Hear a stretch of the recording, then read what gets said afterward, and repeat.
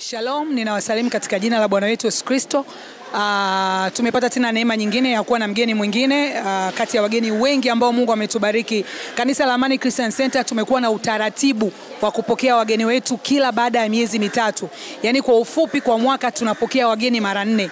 Na hawa wageni ambao nawazungumzia sasa hivi ni wageni ambao wameingia kutoka, inawezekana kutoka Disemba au kutoka Januari mpaka kipindi hiki. Na hawa tunawapokea kipekee. Na huu utaratibu mzuri aliweka malaika wa kanisa letu Bishop Dr. Lawrence Kameta aliweka kwa maana madhubuti, alikuwa anajua nini anakifanya, na hiki huwa kinatupa raha sana kwa sababu tunapata wakati wa kutafahamiana na waamini wageni, na wageni wetu wanapata wakati wa kufahamiana na wenyeji, tunapata chakula. Hii ni baraka kubwa tuko nayo.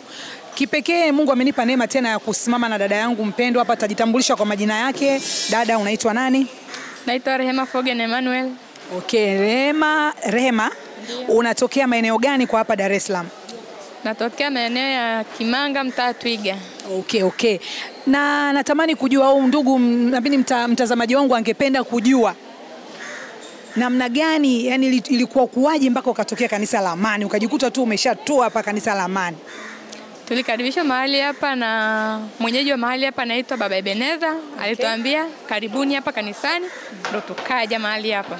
Okay, na baada ya kufika mahali hapa, maana nilisikia wakati mnainuliwa ulisema una kama miezi 4 kama sijakosea. Ndio.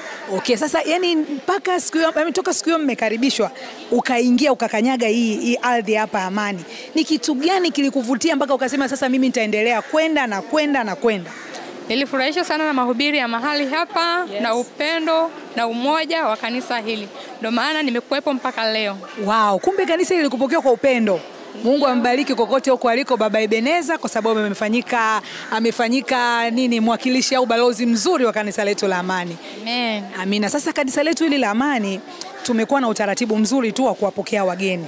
Na tunashukuru Mungu kama umebarikiwa na mapokezi ya kanisa letu la Amani, na tunajisikia vizuri. Na unamwambiaje mtu ambaye yuko mbele anakuangalia saa hizi kwa habari ya namna ulivyopata mapokezi yakakufanya uendelee kuwepo, mahubiri yakakufanya uendelee kuwepo mpaka leo? Unaweza ukamwambia ndugu mtazamaji wangu anayekusikiliza?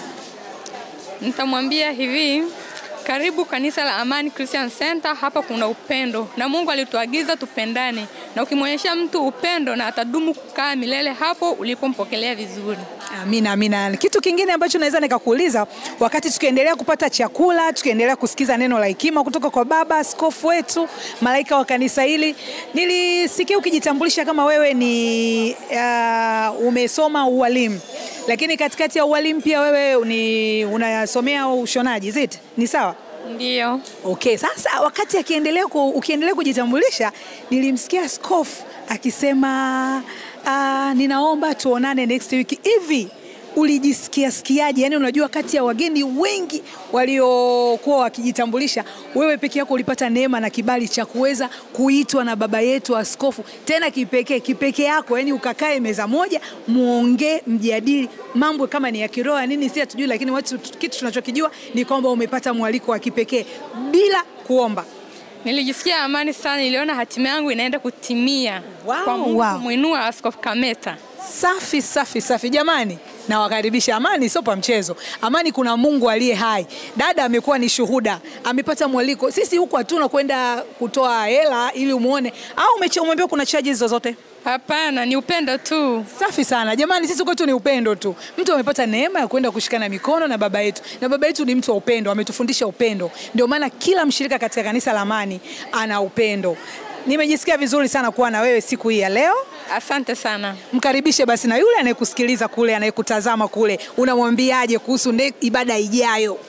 Namwambia karibu sana, kuna ibada 2, ibada asubuhi saa 12 na ibada ya pili saa 3:30. Karibu sana, Mungu anakupenda. Amina. Mungu awabariki jamani. Tuna ibada pia, tuna mafundisho katikati ya wiki. Jumatano tuna mafundisho ya Biblia, lakini Ijumaa tuna maombi na maombezi. Na katikati hapo kuna vikundi vingi. Ukija utakutana na Bwana. Mungu akubariki, tunakupenda sana. Nuru ya maisha.